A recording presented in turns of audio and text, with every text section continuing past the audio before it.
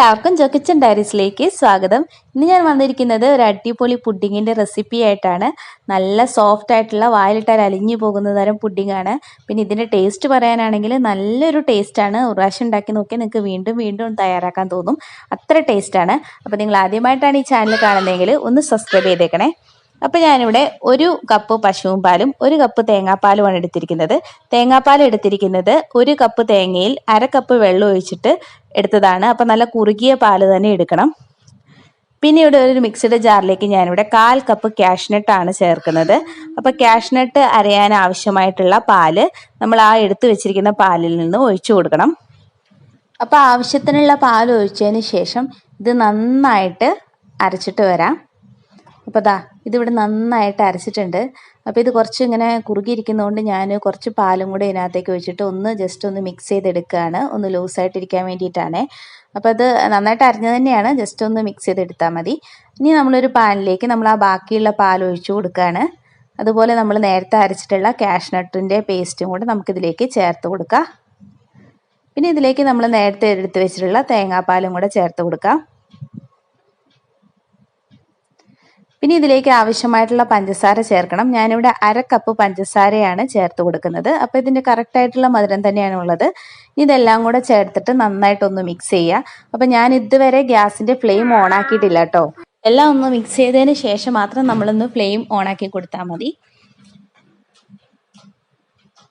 അപ്പോൾ ഞാനിവിടെ ഒന്ന് മിക്സാക്കി എടുത്തിട്ടുണ്ട്. ഇച്ചിരി കട്ട പോലെയൊക്കെ കാണുന്നുണ്ടെങ്കിൽ അത് കുറച്ച് കുറുകി വരുമ്പോഴത്തേന് ശരിയായിക്കോളും. അപ്പോൾ ഇത് ഞാൻ ഫ്ലെയിം ഓൺ ആക്കിയിട്ടുണ്ട്. ഇനി നമ്മൾ ഇടയ്ക്കിടയ്ക്ക് ഇളക്കി കൊടുത്തുകൊണ്ടേയിരിക്കണം, അല്ലെങ്കിൽ നമ്മൾ അടി പിടിക്കാനൊക്കെ സാധ്യതയുണ്ട്. നല്ല ഹൈ ഫ്ലെയിമിൽ ഇട്ടിട്ട് ഇത് ചെയ്യരുത്. ഒരു മീഡിയം ടു ലോ ഫ്ലെയിമിൽ ഇട്ടിട്ട് വേണം ഇതൊന്ന് കുറുക്കിയെടുക്കാനായിട്ട്.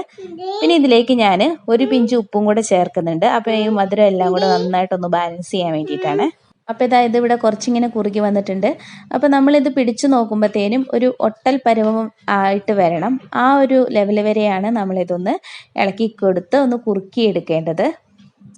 അപ്പോൾ ഇടയ്ക്ക് ഇങ്ങനെ സംശയം വരികയാണെങ്കിൽ ഒന്ന് നോക്കിയാൽ മതി. ഞാൻ ഇടയ്ക്കൊന്ന് നോക്കിയിട്ടുണ്ടായിരുന്നു, അപ്പോൾ ഇങ്ങനെ ഒട്ടൽ പരുവമൊന്നും ആയിട്ടില്ല.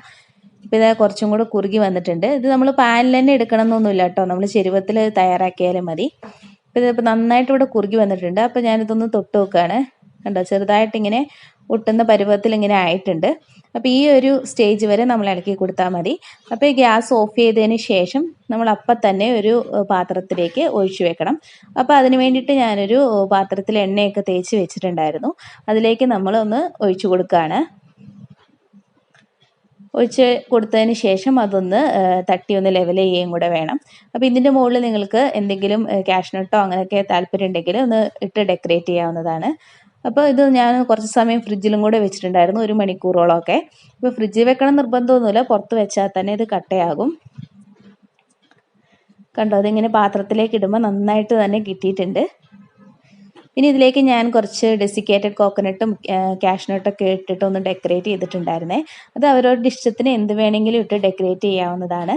അപ്പോൾ നമുക്കിതിങ്ങനെ മുറിച്ച് കഴിക്കുമ്പോഴത്തേന് കറക്റ്റായിട്ടുള്ള ഷേപ്പിൽ കിട്ടില്ല, സ്പൂൺ കൊണ്ട് കോരി കഴിച്ചാലും മതി.